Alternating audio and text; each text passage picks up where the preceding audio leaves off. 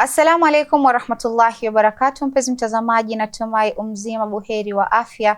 Jina langu ni Haifa Mohamed na karibu katika kipindacho Pewa Asubuhi ndani ya kitengo Gumzo la Vijana. Alhamdulillah, ni kawaida yetu kumshukuru Mwenyezi Mungu Subhanahu wa Ta'ala kwa uhai, na naamini popote ulipo mpenzi mtazamaji unayetutazama ndani ya chaneli yetu pendwa ya Mahdi TV unafaidika na mengi ambayo tunazidi kuwasilishia na kukujuza. Inshallah mpenzi mtazamaji, ndani ya studio zetu kama kawaida yetu tunaye kaka yetu ambaye anazidi kukujuza mengi, si mwingine bali ni Luqman, na naamini unafaidika naye. Kwa kweli mimi napendezwa na maelezo yake kuhusiana na masuala ya dini, hasa upande wa vijana, ikiwa mada yetu ya leo inshallah mpenzi mtazamaji ni kujikurubisha kwa Allah kupitia dua na Ahlul Bait, na inshallah tukielekea kwake tuweza kufahamu mengi na mengi zaidi. Assalamu alaikum warahmatullahi wabarakatuh. Wa alaikum salam warahmatullahi wabarakatuh. Karibu sana Luqman. Shukran. Furaha tena kuwa na wewe siku nyingine ndani ya kipindi hiki, siku nyingine yenye nuru na neema. Nashukuru Allah. Naam, bismillah. Naam, mada iliyoko mbele yetu leo ni kujikurubisha kwa Allah kupitia kwa dua na Ahlul Bait. Naam. Sasa hapa hii mada kuna mambo matatu. Naam. Haya mambo matatu lazima mtu awe na ufahamu nayo. Jambo la kwanza limetajwa ni kujikurubisha. Hiki ni kitendo ambacho sisi tunakizungumzia, ni kitendo ambacho mtu anakifanya kinampeleka yani, au kinamsogeza kinamsogeza karibu. Waona, kuna kitendo sasa cha wewe mwenyewe kujipeleka ama kujisogeza ama kujikaribisha. Ndio tukasema kujikurubisha kwa Allah, kwa aliyokuumba. Na tukiona wewe ukisonga, hii ni kama safari. Ndiyo. Lazima uwe na chombo, na si vyombo vile. Hii safari ya kujikurubisha kwa Allah haihitaji mtu kuwa na baiskeli. Ndiyo. Haihitaji mtu kuwa na basi. Haihitaji mtu kuwa na ndege wala meli. Kuna vyombo maalum ambavyo kwamba wewe unaweza kuvitumia kama kijana ukakuwa karibu na Mwenyezi Mungu, ikapunguza ile distance ya wewe kukuwa mbali na Mwenyezi Mungu. Na ukuruba ambao kwamba tunazungumzia wewe kukuwa karibu na Mwenyezi Mungu sio ile ya distance. Ndiyo. Maana Mwenyezi Mungu nyakati zozote, pahala popote, anasema wa nahnu akrabu ilehi. Umeona, sisi tuko karibu na yeye. Hata yule mwenye anakufa anatolewa roho, hata kuwe rais, hata mumfiche mumpeleka wapi, Mwenyezi Mungu anasema yeye ako karibu kabisa na yeye. Ndiyo. Lakini sisi hatuoni. Umeona? Kwa hiyo ni kumaanisha kwamba tayari Mwenyezi Mungu ako karibu na sisi. Lakini ukuruba ambao kwamba sisi tunauzungumzia ni wewe kugeuka, Mwenyezi Mungu anajiweka karibu na wewe, lakini wewe unaenda mbali. Kweli. Waona? Hiyo ni dalili ya kwanza kwamba mwanadamu mwenyewe ndio hujitoa karibu na Mwenyezi Mungu, akapinduka akaanza kwenda. Lakini hata uende wapi, Mwenyezi Mungu yuko karibu na wewe. Uwe dhalim, uwe mtu mzuri, Mwenyezi Mungu yuko karibu na wewe. Kwa hiyo kujikurubisha, wewe kugeuka umwelekee Mwenyezi Mungu, utatumia vyombo vipi? Vyombo viwili leo tunataka kuvitumia kukusaidia wewe kama kijana umkaribie Mwenyezi Mungu. Chombo cha kwanza sio baiskeli wala ndege wala gari wala basi. Chombo cha kwanza ni dua. Alafu chombo cha pili ni Ahlul Bait. Ndiyo. Sasa haya mambo matatu ndo nilitaka sisi tuyajue. Waona? Sasa la kwanza kabisa ni tufahamu chombo. Hiki chombo, unajua mtu anataka kwenda safari, hata hiyo baiskeli ukiwa nayo, kama haujaifahamu ile baiskeli hauwezi kuenda nayo. Kweli. Ujuzi wa kupeleka baiskeli lazima uende utafute maarifa ya kupeleka baiskeli kisha uanze ile safari. Sasa ndio wewe uanze safari ya kujikurubisha kwa Mwenyezi Mungu. Number 1, lazima ujue dua ni nini. Ni kama hii ni chombo, tumesema hata gari dua, kuna dua mbalimbali. Naona pia mwenye anasafiri na gari leo kuna Mitsubishi, kuna Ferrari, sijui kuna gani. Na dua ni vile vile ni chombo cha kusafirisha mtu awe karibu pia na Mwenyezi Mungu. Sasa wewe ndio utajua ni dua gani unatumia ile itakupeleka karibu spidi sana kwa Mwenyezi Mungu. Kuna zingine ni Ferrari, kuna zingine ni yani kuna farasi na kuna punda. Wewe ndio utachagua. Lakini dua zote mbele ya Mwenyezi Mungu ni ibada. Na ukifanya ibada Mwenyezi Mungu anapendelea wewe sana ufanye ibada. Kwa hiyo tujue dua kwanza ni nini. Huwezi kujifakhirisha kwa Mitsubishi ambayo kwamba huwezi kuipeleka. Ndio. Ukaambiwa sasa, haya chukua nenda, hauwezi. Umeona? Chukua ndege, haya peleka, nenda hija. Ndio kipindi kilichopita kwa tumezungumzia mtu ile taaluma yako nayo kufanya nini? Kuitumia katika kumridhisha Allah. Ndiyo. Sasa wewe taaluma hii ya kutumia dua, taaluma hiyo lazima usome dua ni kitu gani, ujue stati iko wapi, ndio ugurumishe ukaribie Mwenyezi Mungu. Sasa tuangalie dua ni kitu gani? Naam. Al-du'a lughatan, dua kilugha huwa ismu arabiyyun nasil, yani ni jina la Kiarabu katika asili yake. Hii neno dua, hata ukisema kwa Kiswahili dua, venye watu wasema ameomba dua, asili yake neno dua limetokamana na neno la Kiarabu al-du'a. Sawa? Yani ibtihal, inamaanisha mtu kumuomba Mwenyezi Mungu kwa ikhlas. Ndiyo. Yani kwa kumpwekesha, ukamuomba Mwenyezi Mungu kwa yeye, yani yeye peke yake, ukamuomba Mwenyezi Mungu yeye kwa kumtarajia yeye, kwa kumtegemea, yani yeye ma'a tadarrui, pamoja na matarajio. Ni kumuomba Mwenyezi Mungu peke yake pamoja na matarajio, ukawa umeomba na una matarajio. Sio unaomba Mwenyezi Mungu na unatarajia rais wako. Hata kama rais atakupa, ni sababu ya Mwenyezi Mungu kupitisha wewe upate kile ambacho kwamba umemuomba, lakini ukamuomba Mwenyezi Mungu kwa kumtarajia yeye. Waraja'il khair, na wewe kutegemea kwamba utapata kheri. Si kuna watu wanaomba dua leo, ndio, na mtu atanyanyua mkono mwambie Allahumma rzuqni ilman nafi'an. Umeona? Mwenyezi Mungu nijalie elimu yenye manufaa. Naam. Lakini akaenda darasani akisema taanguka mtihani tu. Unaona hajatarajia kheri, amemuomba Mwenyezi Mungu na atarajia kheri. Ndio. Na hapo ndo utapata kuna baadhi ya Waislamu wanasema nimeomba dua lakini sijajibi. Sio ukujibiwa. Wewe hujatarajia kheri kutoka kwa Allah. Sasa nini tena kingine unataka? Wewe mwenyewe utarajie kheri kutoka kwa Allah. Haumdhani kheri Allah, lakini unasema dua yako haijajibiwa. Ndio. Sasa huenda hizi pia ni sababu za mtu dua yake kutopita kwa sababu ya wewe mwenyewe umeomba wala hujamtegemea Allah. Ama umeomba na mwenyewe yani mategemeo yako haujategemea kama kheri itakuja kutoka. Ndio. Tukaambiwa wal talabu minallahi azza wa jalla wa tamjiduhu, na kumuitisha Mwenyezi Mungu. Hii ndio dua, kuitisha Mwenyezi Mungu. Unataka kitu fulani ukakiitisha, ukamwambia Mwenyezi Mungu, mimi nakuitisha kadhaa kadhaa kadhaa, pamoja na kumtukuza Allah. Dua na ndio maana katika adabu za mtu kusoma dua umeambiwa kwanza unaanza na kumhimidi, kisha kumsalia Mtume, halafu ukawaombea waumini. Si hivyo? Halafu sasa ndio mwisho ukafanya nini? Ukaanza kuitisha. Kwa hivyo kuna kuitisha pale na kuna tamjid. Kama haumsifu Mwenyezi Mungu halafu huwezi kutoka tu huko, hata kama sijda wanasema ndio inakuweka karibu na Allah. Ni njia moja miongoni mwa njia za kumkaribia Allah.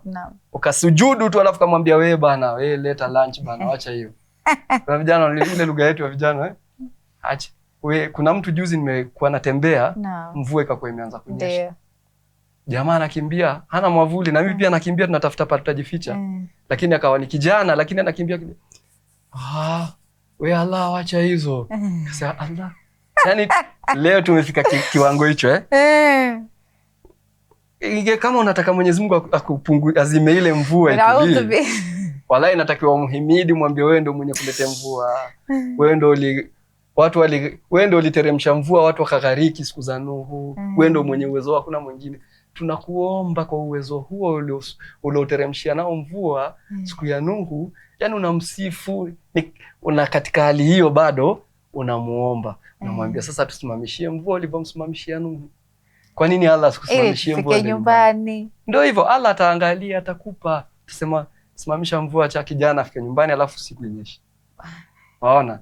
Lakini wewe umemuingia tu hiyo sio katika hizo sio katika taratibu za dua. Utakuwa umevunja asli ya dua. Kwa hiyo asli ya dua ni al-ibtihal, ni kumuomba Mwenyezi Mungu ma'a tadarrui, pamoja na wewe kutarajia kukuwa na matarajio kwa Allah kwamba kenye unaomba yeye ndiye anaweza kutekeleza. Waraja'il khair, na wewe kutegemea kwamba utapata kheri katika kuomba kwako. Waltalabu minallahi azza wa jalla, na kumuitisha hicho ambacho kwamba unakiitisha. Watamjiduhu, pamoja na kumtukuza. Mashaallah. Yakishikana haya mambo manne hivi, yanajalia ile hali yako ya kuitisha Allah inakuwa ndio dua sasa. Kwa hiyo hilo ni la kwanza tunalizungumzia. Walobobea katika elimu ya lugha wanasema al-dua tushiru ila al-ibada, inaashiria kwamba ni kitendo cha ibada cha kumwabudu Mwenyezi Mungu. Ukifanya hayo unatarajia Allah, hiyo ni ibada. Waona? Utakuwa hiyo ni ibada. Na ndio maana kuna kuomba, unaweza kumuomba Mwenyezi Mungu.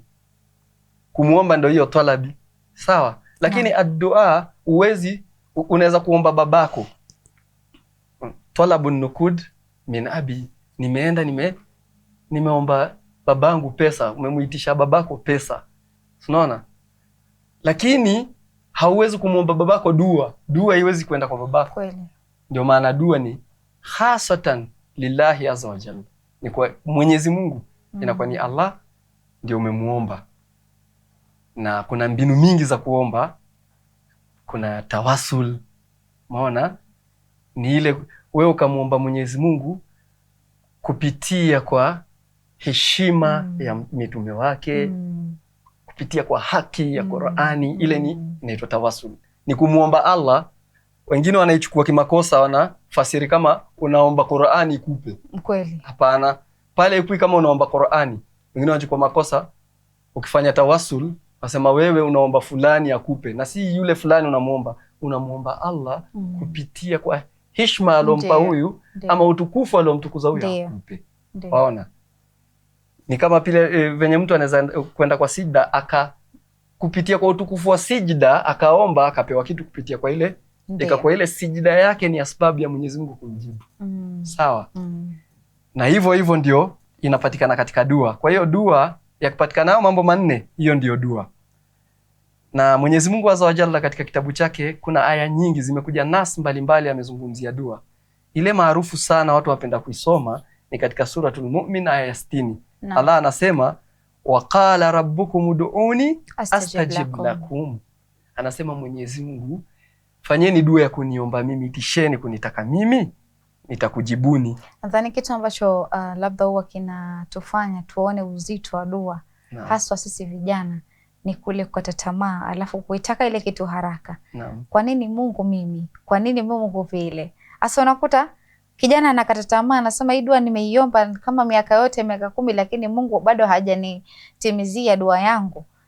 Ingawa utakuta labda ameisoma labda kiufasaha kupitia zile steps, lakini bado Mwenyezi Mungu hajamtakabalia. Ndio mmoja huwa ukaambiwa ya kwamba huenda ile dua imejibiwa. Lakini wakati wake wa kuipata wewe bado haijafika. Bado. Ama huenda Allah amekuepusha na kitu. Dua imejibiwa, lakini huenda yeye amekuepusha na kile kitu ambacho ulikuwa wakitaka wewe, kwa sababu kila kadaria ni ya Mwenyezi Mungu. Kweli. Ni kwamba sisi tunaenda na kile ambacho Mungu amekikadiria kwetu. Kweli kabisa. Na ndio maana dua ukaambiwa dua ndio inaweza badilisha ni jinsi gani unavyomtukuza Mwenyezi Mungu, unavyomswalia mtume, unavyowaombea waumini. Ukiangalia kama Bi Fatima Zahra alikuwa akiombea majirani kwanza kabla ya familia yake. Kwa hivyo ni vitu ambavyo sisi ndio utakuta vijana wengi katika karne ya sasa hii tunakosa ile kwamba mpaka imani inapotea. Kwamba mimi bana Mungu hajanijibu hii dua, sasa mimi naomba nini? Yani mpaka nafikiria scholar mmoja alisema unapohisi kama uko na hasira na Mwenyezi Mungu, wewe ongea naye. Ongea naye kama tu vile unaongea kama mimi na wewe hivi. Wewe ongea na Mwenyezi Mungu kama msala, ongea sasa, Mungu imekuwaje mpaka mimi unanifanyia hivi? Kwa sababu Mungu pia anataka kuona mja wangu huyu mtu ni wa aina gani. Ndio maana utakuta inakuwa sawia hivyo. Na sasa mara mingi Mwenyezi Mungu waweza, kama ulivyosema, waweza kumuomba jambo, lakini mimi nitasema hivi, Allah hawezi kukupa jambo isipokuwa la kheri kwako. Ndio. Kwa hiyo wewe unaweza kuomba, kumbe unaomba shari. Kweli. Mwenyezi Mungu umemuomba, ya Allah, mimi nataka niende hija. Saa ile tu wewe unaanza mikakati ya kwenda hija, Mwenyezi Mungu anakupeleka gereza. Mimi naomba sasa usichoke. Useme mimi Allah namuomba chenza ananipa machungwa. Ndiyo. Kwa sababu hiyo aya tuliyoisoma ambayo Mwenyezi Mungu anakuambia wewe umuombe hivyo ulivyomuomba. Anasema Allah anasema waqala rabbukum ud'uni astajib lakum. Lakini anasema tena Allah innal ladhina yastakbiruna an ibadati sayadkhuluna jahannama dakhirin. Na wale ambao kwamba watakataa kuniomba mimi wataingia jahannam wenye kudhalilika na wenye kulaaniwa na Mwenyezi Mungu. Kwa hiyo wewe ukiomba Mwenyezi Mungu usione kama umemuomba chungu akakupa chenza. Ndio. Hasha wakalla, amekuchagulia ile iliyokuwa bora na wewe. Kwa hiyo wewe usiwache kuomba kwa sababu umeomba chenza ukapewa machungwa. Zidi kuomba kwa sababu wewe kuomba chenza ukapewa machungwa, ukikoma tena kuomba hilo chungu unaomba, basi mwisho wake akibatuhu, mwisho wake ni adhabu na laana za Allah. Mashaallah. Kwa hiyo omba tu, hata kama hujaona ulichoomba ukipewa, zidi kuomba. Shukran sana Luqman kwa kuweza kupeana moyo kwa vijana, kwa sababu maisha ni magumu bwana. Sema mtu unamuomba Mwenyezi Mungu nafikia nyakati unasema mimi acha nitimize swala zangu 5 nimalize. So nakuta mwanadamu anakata tamaa. Inshallah tutachukua mapumziko, tukirudi tutaendelea zaidi. Kurudi kwako mpenzi mtazamaji, natumai katika awamu ya kwanza tukiwa na Luqman ndani ya studio zetu za Mahdi TV, alhamdulillah anakufahamisha mengi kuhusiana na masuala ya dua, jinsi gani wewe utajikurubisha kwa Mwenyezi Mungu Subhanahu wa Ta'ala kupitia dua na Ahlul Bait wake. Kama tunavyojua Ahlul Bait ni watu watukufu ambao Mwenyezi Mungu amewatukuza pia katika kitabu chake, na intahirakum tathira. Sasa insha Allah mpenzi mtazamaji, acha chukua tamala maji, tutakaporudi tuendelee zaidi. Assalamu alaikum warahmatullahi wabarakatuh. Mpenzi mtazamaji, karibu tena katika awamu ya pili ya kipindi kipendacho Pewa Asubuhi ndani ya kitengo Gumzo la Vijana. Swali langu kwako mpenzi mtazamaji ni kwamba unamwomba vipi Mwenyezi Mungu Subhanahu wa Ta'ala wewe kama kijana? Najua kuna mengi ambayo unapitia. Wengine wanatuambia kwamba wazee muda wao umepita nini na nini. Sasa swala zima la mada hii tunakuangazia wewe kama kijana. Unamwomba vipi Mwenyezi Mungu? Hebu jiulize hilo swali. Mimi najikurubisha vipi kwa Mola wangu? Je, nina ukaribu na Mola wangu? Ndio, tunaweza kuwa tunapitia mitihani ya hapa na pale, lakini je, najirudisha vipi kwa Mola wangu? Hatukatai imani huwa hazipo sawa siku zote. Lakini je, nitasawazisha vipi imani yangu irudi pale ilipokuwa? Na insha Allah kupitia Luqman tutaweza kufahamu mengi na mengi zaidi. Karibu tena Luqman. Shukran sana. Naam, baada ya mapumziko nakumbuka kipindi kilichoanzia hapo pale tupokomea. Kabla tuende mapumziko, tulikuwa tumeangalia nini maana ya dua. Ndiyo. Na tukaona maana ya dua ni nini. Na tukaona dua kwa ile aya ambayo kwamba tulisoma katika Suratul Mu'min, aya ya 60. Tumeona Mwenyezi Mungu Azza wa Jalla mwenyewe anakuonyesha kwamba dua ni chombo. Ile aya tu ni dalili kwamba dua ni chombo cha wewe kuwa karibu na Mwenyezi Mungu. Kwa sababu Mwenyezi Mungu baada ya kukuambia umuombe atakujibu, lakini matokeo ya wewe kukosa kuomba amesema nini? Innal ladhina yastakbiruna an ibadati, hakika ya wale ambao kwamba wanakataa na kuacha kuniomba mimi, sayadkhuluna jahannama dakhirin. Bimaana hatawakasirikia, hatawaeka mbali na atawatia motoni. Hakuna mtu wa motoni ambaye kwamba yuko karibu na Allah. Hauwezi kusema fulani ni minal muqrabin na ako minal muqarrabin na ako motoni. Hilo ni kweli, kwa sababu utakuta muda mwingine unapokuwa mbali na Mwenyezi Mungu vitu havikuendei vizuri. Kweli. Na kama Mwenyezi Mungu ashaacha kukuangalia, kwa sababu gani? Umeacha kumuomba. Na ukiacha kumuomba haizi kukupa, sababu wewe umeacha kumuomba. Atakuacha vile vile mpaka siku utarudi kwake tena kumuomba. Kweli kabisa. Kwa hiyo mwanzo tushaona chombo, tumeona jinsi gani dua ni Ferrari ya mtu kurudi kwa Mwenyezi Mungu. Ndio. Lamborghini. Karibu sana na Allah. No. Na ndio maana manabii wengi wakati walipata balaa walikimbia kwa dua. Ndio. Mtume, Ahlul Bait wake wote walikuwa jambo likikuja limewasibu jambo wanaenda kwa dua. Kwa sababu hiyo ndio njia ya rahisi kumkaribia Mola wako. Jambo la pili, usafiri wa pili wa kumkaribia Mwenyezi Mungu. Wakati kipindi cha kwanza kilikuwa kinakatika tukienda mapumziko, ulitajiwa aya ya tathir. Hii ni aya inapatikana katika Suratul Ahzab aya ya 33. Naam. Sura ya 33 aya ya 33. Unaona vitu witri. Naam. Tatu kabisa. Naam. Sasa katika suratul Ahzab tumetajiwa Ahlul Bait, na katika manhaj zote za Kiislamu maulama wa pande zote za Kiislamu wanakubali kwamba aya ya 33 ya suratul Ahzab Mwenyezi Mungu aliiteremsha kwa dalili ambazo kwamba zimepatikana kabisa katika vitabu vya hadithi na tarehe ambavyo kwamba vinanukuu historia ya Uislamu. Naam.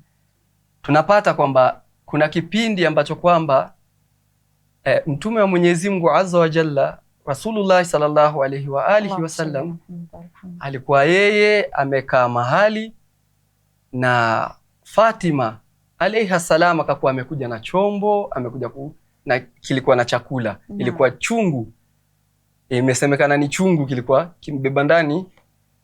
Najua Waislamu ni watu wa, hata manabii wameambiwa kulu min tayyibat. Tuwezi jua ni biriani ilikuwa ndani au, lakini tunaelewa ni vitu vizuri. Kwa hiyo alikuja na chungu hivi kilikuwa na chakula kizuri. Basi wakati alikuja nacho Mtume alayhi salatu wasalam akamwambia, nenda kaniitie mmeo Ali na Hassan na Hussein. Na pale katika chumba kile, hadithi hii kuna mapokezi yamekuja kutoka kwa Aisha, bibi Aisha, na kuna mapokezi yametoka ya Ummu Salama. Naam. Na kuna mapokezi kwa wale wanapenda masahaba, sisi tunawapenda. Kuna Jabir al-Ansari, Abdullah bin Jabir al-Ansari. Yeye alikuwa pale, amepokea hii riwaya kutoka kwa Fatima binti Rasul. Sasa katika mapokezi ya Jabir bin Abdullah al-Ansari anasema wakati Fatima alikuwa amekaa pale, Mtume akamwambia niitie Ali na Hassan na Hussein. Akaenda akawaita pale, alikuwa na kishamia. Kile kishamia kishuka kile, akakuwa wakati alikuwa amekishika aliwafunika wale. Ndio. Kisha baada ya kuwafunika ndio Mtume alayhi salatu wasalam aliinua mkono na akamuongelesha Mwenyezi Mungu, akamwambia Allahumma. Kwanza angalia ibra ya kwanza tunapata hapa ni kwamba Mtume akitaka kitu alikuwa anamwambia Mwenyezi Mungu. Sasa Mtume alayhi salatu wasalam baada ya kuwafunika, Fatima anasema baada ya Mtume alayhi salatu wasalam kuwafunika na kile kijishuka, alimuongelesha Mwenyezi Mungu, akamwelekea Mwenyezi Mungu, akamwambia Mwenyezi Mungu, Allahumma inna haulai ahlul baiti. Hakika Mwenyezi Mungu, hawa ndio ahlul baiti wangu. Na katika riwaya ya Aisha na yeye akasema na mimi niko ndani, akaambwa innaki alal khair, wewe uko katika khairi. Lakini wale ahlul bait wale walikuwa wamefunikwa na kishamia, Mtume akaambia Mwenyezi Mungu, hawa ndio ahlul baiti wangu. Na akamwomba Mwenyezi Mungu, akamwambia wasafishe na watuahirishe. Na ikakuwa asbabu nuzuli ya aya 33 ikakuwa imeteremka aya hiyo, na Mwenyezi Mungu akasema innama yuridullahu liyudhhiba ankum rijsa ahlul bait, kabisa mpaka mwisho wa aya. Na wale kabla, unajua sisi upenda, hatutaki tukutafunie ukaanza kusema nimeshindwa kukimeza. Mara nyingine sisi tunakupa jitafunie, alafu kama utameza ni juu yako. Utaangalia Sahihul Muslim, riwaya hii inapatika kwa Sahihul Muslim juzuu ya 4 ukurasa nambari 1883, hadithi nambari 2424. Hiyo ni chapa ya Beirut. Au utapata kwa Musnad ya Ahmad juzuu ya 6 hadithi nambari 292. Au vile unaweza kuipata kwa kitabu cha Ibn Maghazli al-Shafi'i. Ule kitabu chake kinaitwa Al-Manakib, ni riwaya nambari 100. Na Ibn Hajar katika kitabu chake, huyu ni mwamba katika manhaji ya Ahli Sunna wal Jamaa. Ibn Hajar habari zake ni nzito, wanazijua. Ibn Hajar katika kitabu chake Sawaikul Muhrika ni riwaya nambari 143. Riwaya ni mingi, hatuwezi kukupeleka kila mahali, lakini hapo tu, hapo pengine utajiangalilia mwenyewe. Ni kitu kizuri sana kuwapa reference kwamba umesema mimi nakutafunia, lakini ukiamua kumeza utameza, ukiamua usimeze pia kutema ni sawa, kwa sababu ni hiari yako. Kweli kabisa. Nadhani hii aya ya nini ya Ahlul Bait inadhihirisha mambo mengi, kwa sababu ukiangalia Mtume alisema nawaachia vizito viwili, Qur'an na Ahlul Bayt. Iko pia kwa Sahih Muslim, siati haiko hadithi Thaqalain, nadhani ni 2408 kama sijakosea.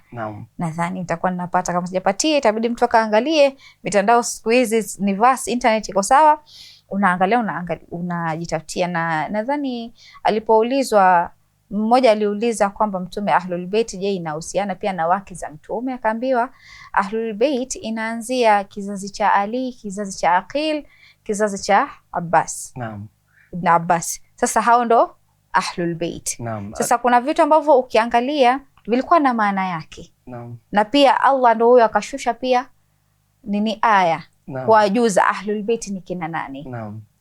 Sasa utakuta tunakuwa na ukuruba na wao tunapowakumbuka, tunapowasoma wao walikuwa kina nani, tunapowafahamu kiundani wao, maisha yao waliishi vipi, na hiyo ndio nakuta inatupa mwongozo, sababu hakuna waliojua sunna zaidi ya nyumba ya Mtume.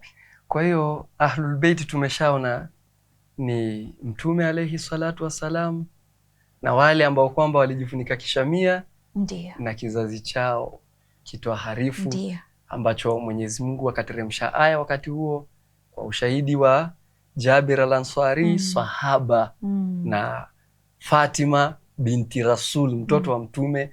Hii aya na Aisha pia vile vile alisema hii aya iliteremka kwa ajili ya Ahlul Bayt wa Bwana Mtume alayhi salatu wasalam. Na utaona kipindi ambacho Wakristo walikuja kumjadili Mtume kwamba Isa ni Mungu au si Mungu, Mwenyezi Mungu kuna aya katika sura ya 3 aya 61-60, kati ya hizo aya mbili sijakosea sana vile, lakini ni aya 61 au 61 au 60 ya Suratul Imran, sura ya 3. Mwenyezi Mungu wakati Mtume alikuja ndio wakaambiwa wafanye mubahala au waitishe wakuje na wake zao, wakuje na wao wenyewe nafsi zao, wakuje na watoto wao. Mtume alikuja na Ahlul Bayt wake. Ahlul Bayt alikuja na nani? Alikuja yeye, alikuja na Ali, alikuja na Fatima, alikuja na Hassan na Hussein. Kama wake zake wangekuwa ni Ahlul Bayt, ndio changamoto mimi natoa, wake zake wangekuja kusimama uwanja pale. Mwenyezi Mungu alisema wanisaakum wanisaana wanisaakum, si ndio? Hapo Mtume angekuja na wake zake akina Aisha, akina Umu Salama, wangekuwa kwa uwanja. Lakini pale alikuja Fatima tu akakuwa amesimamia Nisail alamin, ndo yeye. Sasa ndo hivyo ikakuwa, hiyo ni ishara kwamba Ahlul Bayt ni wale. Kwa hivyo tumeshawajua Ahlul Bayt ni kina nani. So tutaangalia tutatumia vipi Ahlul Bayt, tutawatumia vipi, tuwatafute, tuwashike mkono, watupeleke karibu na Mungu. Saa hizi huwezi kufanya jambo hilo. Sasa lazima utafute mbinu ambayo kwamba utatumia Ahlul Bayt. Hebu tuangalie katika kisa hicho cha kujifunika shamia, hadithi al-Kisa. Tukiangalia hadithi al-Kisa tutaona Mtume ni nini aliomba kwa Mwenyezi Mungu. Pale tutapata njia pia kujikurubisha kwa Mwenyezi Mungu kupitia Ahlul Bayt, kwa sababu wakati Mtume wakati Fatima anasema fadakaltu tahta al-Kisa, wakati Fatima aliingia chini ya kile kishamia, falamma aktamalna jamian tahta al-Kisa, anasema wakati Mtume ashatufunika sisi wote hawa watano katika kile kishamia, anasema akhadha abi rasulallahi bitarafil kisa, akachukua Mtume kile kishamia akakuwa amekishika vizuri, wa auma biyadihi al-yumna ila sama, akakuwa ameinua mkono wake kuelekea mbingu. Wakala, na akasema Allahumma inna haulahi ahlul baiti, hawa wenye nimejifunika nao ndio Ahlul Baiti wangu, wa khaswati wa hamati, na akasema hawa ndio yani special, ndio familia special, hiyo ndio Ahlul Bait special ya Mtume. Sasa sikiliza hapa, anasema lahmuhum lahmi, nyama yao ni nyama yangu, damuhum dami, damu yao ni damu yangu, yu'limuni ma yu'limuhum. Number 1, kujikurubisha kwa Mwenyezi Mungu kupitia Ahlul Bait. Wewe kumpenda Mtume ndio unakuwa karibu na Mungu. Ndiyo. Mtume hapa anasema yu'limuni ma yu'limuhum, kinamuumiza Mtume kinachowaumiza wao. Ndiyo. Kwa hivyo wewe, misiba ile wapata wao ikuumize wewe, utakuwa karibu na Mwenyezi Mungu. Kwa hiyo njia ya kwanza ni tukiangalia Ahlul Bait historia, hakuna madhehebu yoyote ya Uislamu, hata wale wanataka kutia jongo wageuze mambo wanajua vizuri sana Ahlul Bait waliuawa wakidhulma. Ndio. Kwa hiyo wewe muumini ukiketi chini ukakumbuka dhulma walizopitia Ahlul Bait ikakuumiza, na ni sawa sawa na umekaribia Mwenyezi Mungu kabisa, kwa sababu kinachomuumiza mtume ama kinamuudhi, basi ni sawa sawa na kile kimeumiza Ahlul Bait. Ndio. Kwa hivyo ukiumia, umevaa kiatu cha mtume ukachukua uchungu wa mtume, na utakuwa karibu sana na Mwenyezi Mungu. Kwa hiyo kuumia maumivu ya mtume, wewe unakuwa karibu na Mwenyezi Mungu. Kwa hivyo lazima usikitike na ukuwe ni mwenye kuketi chini na kulia sana kwa yale ambayo kwamba yaliwaumiza Ahlul Bait. Kwa hiyo tafuta majalis kama hizo zenye watu wana ndio ushauri wangu. Alafu mtume aliendelea akasema yahzununi ma yahzunuhum, na inanihuzunisha kile kinachowahuzunisha. Ndio. Huzuni zote walizopata wale Ahlul Bait. Enda na wewe huzunike. Jiunge na mtume, kaa kikao mahali. Jiunge na mtume katika kuhuzunikia Ahlul Bait. Kuna huzuni nyingi sana. Wallahi ukienda usome tarehe, hata kabla nikuambie huzunike, huzuni itakuwa kupanda. No. Kwa hiyo kuhuzunika kwa yale yaliyowahuzunisha. Kweli. Angalia Karbala. Wengine sasa tutajua hapa kama mtume anasema yeye anahuzunika huzuni ya Ahlul Bait. Kuna wengine wakisikia habari za Karbala wanasema zima, toa, ondoa. Wengine kabisa wataki kusikia mambo ya Karbala. Yale ni mambo yalimuumiza Hussein sana, yalimuumiza Ahlul Bait sana. Ndio. Kwa hivyo yalimuumiza mtume sana, na wewe kama muumini yanatakiwa ya kuumize, uhuzunike sana. Ndio. Utakuwa karibu na Mwenyezi Mungu kwa kuhuzunika huzuni ya Ahlul Bait. Naam. Lingine mtume alisema ana harbun liman harabahum. Tega sikio. Ako katika mapambano na wale wanapambana na Ahlul Bait. Naam. Kwa hiyo wewe lazima upambane na Ahlul Bait. Na riwaya ni ndefu sana hii. Ndio. Ni riwaya ndefu. Kwa hivyo kama wewe utapambana na wale wanapambana na Ahlul Bait, mtume naye akasema wasilmun liman salamahum, na wewe uwe ni mwenye kuwasalimisha. Na ndio maana sisi wafuasi wa Ahlul Bait akitajwa Imam Ali tunasema alayhi salam, tunampatia salama kwa Mwenyezi Mungu. Akitajwa Hussein tunasema alayhi salam. Usiende kuuliza leo mbona mnasema alayhi salam si radhiallahu anhu.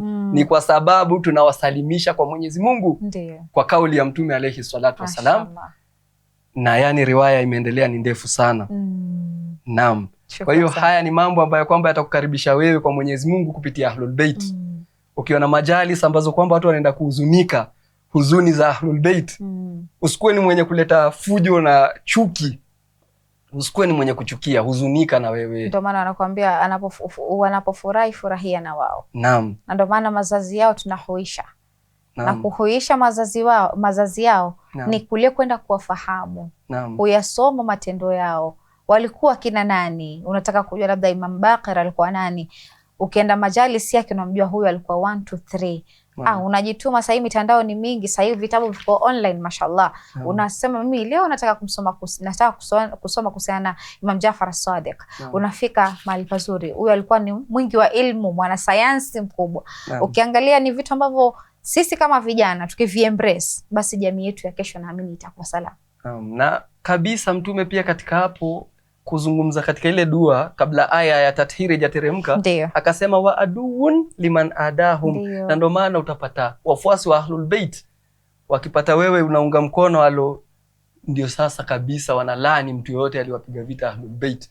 Usianze kusema wanalani na hujasoma historia. Hujajua sababu zimeenda vipi. Nenda usome historia uone mtume mwenyewe anasema ni adui wa mtu yote amemfanyia uadui Ahlul Bait. Mtu anasimama na jeshi anapiga Ahlul Bait vita. Wewe unajiunga naye kambi yake kivipi? Inakuwa wewe lazima uwe adui yake. Na ukifanya njia hizo ambazo mtume alikuwa anaomba na wewe ukajiunga na mtume kwa hayo, bado Mwenyezi Mungu Azza wa Jalla anasadikisha hayo kwa aya nzito sana. Kuna aya nzito sana lazima nitawasomeeni.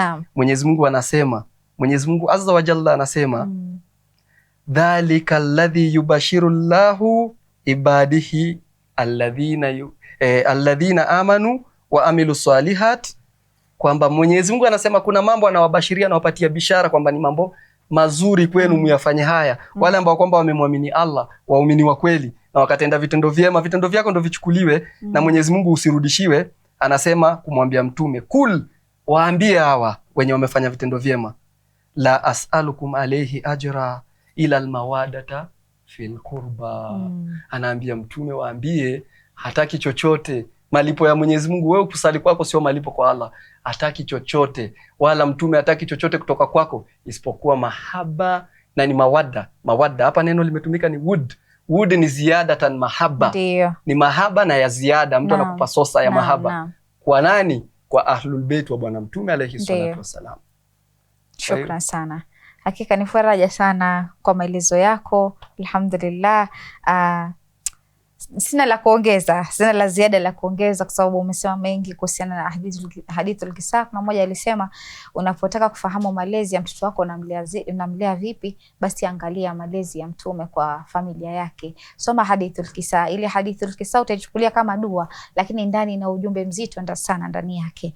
Shukran sana.